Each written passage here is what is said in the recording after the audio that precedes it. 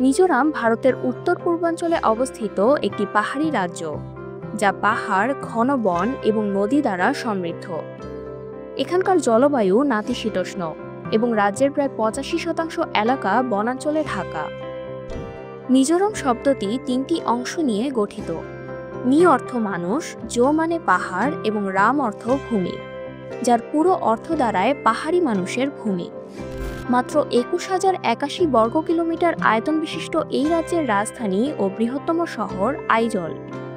এছাড়াও প্রায় 11 লক্ষ জনসংখ্যার এই রাজ্যের সরকারি এবং প্রধান ভাষা মিজো হলেও এখানে ইংরেজি ভাষা বহুলভাবে ব্যবহৃত হয়। ভারতের স্বাধীনতাকালে মিজোরাম আসামের অন্তর্ভুক্ত থাকলেও 1972 সালে আসাম পুনর্গঠনে মিজোরাম কেন্দ্রশাসিত অঞ্চলে পরিণত হয়।